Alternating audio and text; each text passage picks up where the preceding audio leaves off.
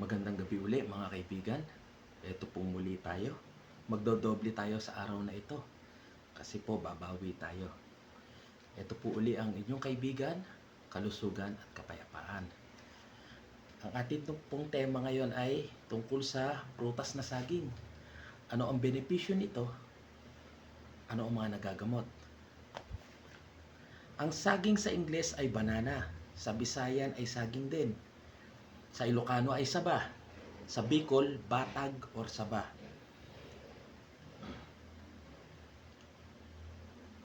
Ngayon, ang matamis na bunga ng saging ay may taglay na katamtamang halaga ng iron, calcium, sodium, magnesium, sulfur, phosphorus, chlorine, silicon at mga bitaminang A, B, C, D at E. Ang puso ng saging ay karaniwang ginugulay. Sarap nun. Ang hinog na bunga o prutas ng saging ay nagpapadali ng pagdumi, laxative. Sa iba, paghihirap yun. Pero yung iba, yun talaga ang gamot nila. Lalo na kung kinakain palagi pagkagising sa umaga. Ito ay mainam ding pagkain sa anemia, panlalambot o panghihina, paninilaw ng mata, jaundice, pananaba, obesity, pananamlay ng nervo, nervous depletion, at mga karamdamang sanhi ng kakulangan ng bitamina. Kumain lamang ng hinog na saging upang maiwasan ang paninikmura o hindi pagkatunaw. Iwasan din ang pagkain magkasabay ng saging at ilang pagkain hindi kasang-ayon nito, katulad ng taba, fats at gulay. Masama po palang pinagsasabay-sabay yung mga pagkain na yon. Ang berde o hilaw na saging naman ay pinakukulaan, decoction at ipinaiinom sa hindi gumagaling-galing na pagtatae, diarrhea at scurvy. Maganda rin ang epekto ng pag-inom nito kung dumudura ng may kasamang dugo, hemoptysis. Ganda rin pala yun no?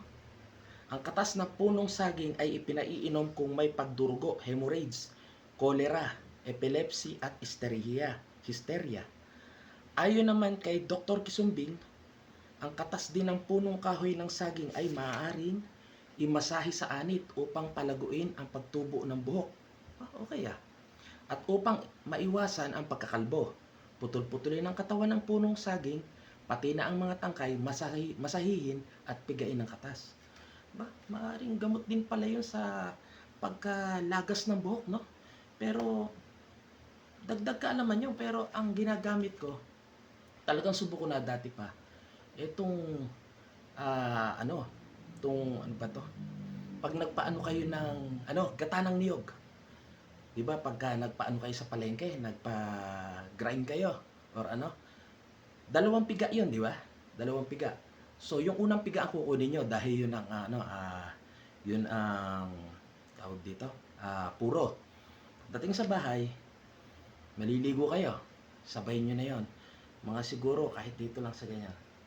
Sa palad, punuin niyo lang dito, tsaka imasahin niyo sa buhok niyo. Yung subo ko na yon, kahit nung kabataan ko pa, yun ang ginagawa ko. Kaya awa ng Panginoon, kita nyo, medyo makapal pa buhok ko. Yung ibang mga kaidaran ko, medyo napapanot na, di ba? Yung iba, ang gamot daw, sabi na. Pero yung subo ko na. Kahit siguro, mga 3 buwan, isang beses, maganda ang ng niyog, yung gata ng niyog, talagang maayos siya. At saka kung gusto niyo wag agad mapanot, sa akin lang pagka naliligo kayo, wag yung diretso sa, 'di ba, sa palad. Tapos biglang pagkaligo niyo diretso na agad sa anit. Yun ang tapang ng shampoo. Maaring makalbo agad kayo, hindi niyo nakikita iba dito pagkapanot nila. Yan diyan sa mga ganyan. Dinediretso. Ang para sa akin, kung magsha-shampoo man ako, yung tabo, kalahati ng tabo, i-ano niyo yung shampoo doon para hindi matapang. Tapos kanaw-kanawin niyo. Pag kinanaw niyo, tsaka yun, doon niyo ipaligo ngayon. Huwag yung diretsong biglang sa kamay, purong-puro yun, tapos idediretso nyo.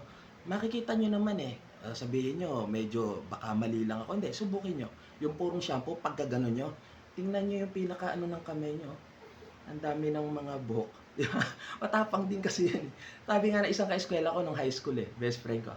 Bakit ba malago ang buhok mo? Alam mo kung ano sagot? Sabi ko sa kanya, hindi ako nagsaya-shampoo. Kung magsa-shampoo man kayo, sa napansin ko, sa pinakamagandang shampoo, nagtataas tuloy ako ng produkto. Talagang kilalang kilala na, Dove. Yung Ultimate Repair. para sa akin talagang gamot daw yun eh. Yun daw ang sinasabi ng doktor. Talagang, yung Dove talagang subok na. Mapa-shampoo, mapa-sabon, pwede sa sanggol. Kasi talagang iba ang pagkakagawa ng Dove. Yun, talagang isa pa. Bakit nakakalbo yung ibang tao? Malakas magyosi. Hindi sinasabi ng iba yun, pero ang pagyoyosi kasi, inaagawan tayo. Kulang na nga ang katawan natin, hindi na nga gumagawa ang katawan natin ng vitamin C katulad ng tigre. Ang tigre meron siyang natural na para-paraan eh. Yung katawan niya gumagawa ng vitamin C. Bakit? Ginawa ng Panginoon na ang tigre ay meron siyang vitamin C na ginagawa sa katawan niya para may panlaban siya, hindi siya makakanser. Dahil kumakain siya, lumalapang siya ng hayop din eh. So prone siyang magka-cancer ngayon. Ang katawan niya gumagawa ngayon ng vitamin C. Hindi ganun ang tao eh.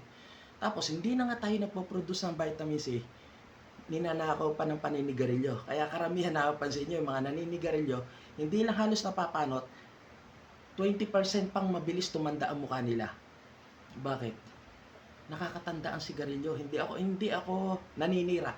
Karamihan sa mga kausapin nyo, yung mga naturalist doctor, sasabihin sa inyo ang totoo na ang paninigarilyo napakalakas magpakalbo.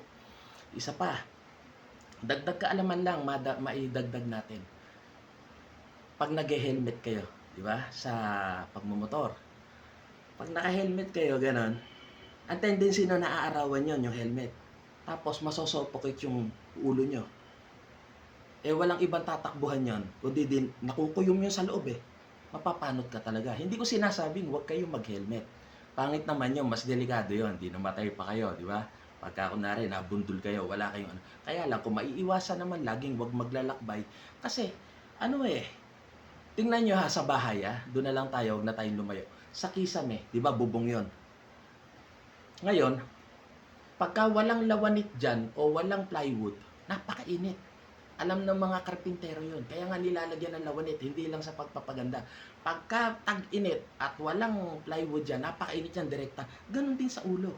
So ngayon, para hindi naman din maiiwasan, eto na lang, bumili kayo ng basahan, yung bilog. Yung ganyan na, yung bilog na basahan. Kung maaari lang, ilagay nyo agad sa ulo nyo para hindi agad madirekta ng init pagka kunwari man naiinitan. Yun eh, dagdag kaalaman lang ayon sa aking nalalaman, no? Kasi kabata-bata mo pa napapanot, eh halos kalahati sa itsura ng tao, tumatanda ka pag napapanot ka. Ang itsura yung itsura mo. Kaya nga para maiwasan 'yon. At kung sa mga gagamitin naman eh maganda yung yung gata ng niyog. Subo ko na kahit dati pa, yun ang ginagawa ko. Awa ng Panginoon, kita nyo. Makapal pa 48 na ako, going 49. Ngayong September. Ngayong September 7. Nitong nakakaraan lang, di ba? 49, di ba? Pero tingnan nyo, ang kapal pa, di ba? Eh kasi, nasa pag-iingat ng tao yun. Mas maingat ka, sabi nga nila, mas mahaba buhay. So, di okay na yan. Ba't nga ba napunta pag-uusap natin doon? Dito lang nga pala tayo sa saging. Di ba? Nagkasarapan di ba? Tuloy natin. Ang dinurog na puso ng saging naman ay mahusay na panapal ng mga sugat na balat, skin ulcer, wounds. Ang sariwang mga bulaklak ng saging ay mainam na lutong pagkain para sa diabetes mellitus at ang panghina ng puso. Ipinaiinom din ang mainit na tubig ng pinagbabara ng mga bulaklak ng saging infusion upang lunasan ang masakit na pagreregla, dysmenorrhea. Ang dosis ay normal, tingnan ang pahina 51. Kumain ng maraming saging upang maiwasan ang hindi pagdumi, constipation, colitis, almoranas at paninikmura, heartburn, yung umaakyat, GERD. Isa yun sa problema ko. Minsan nagigising ako gabing-gabi, mga alas 12, alauna ng madaling araw, pinahirapan ako ng GERD. Kaya medyo ako siguro sa mga nakakilala sa akin, iisipin, bakit si Ronnie medyo pumayat ngayon? Yun, problema ko yung GERD. Kasi hindi ko pa alam halos yung mga dati napansin ko, nagdadadami ako ng pagkain. Masama pala yun, unang-unang kalaban ng GERD, yung napakalakas mong kumain lalo na sa gabi. Tapos mamamahinga ka o kaya nakahiga ka na agad, mali yun. Dapat nga, maiiwasan nyo, mga 9 o'clock kakain kayo, wala nang pagkain pagkatapos nun, patulog na diba? Yun ay naibahagi ko lang.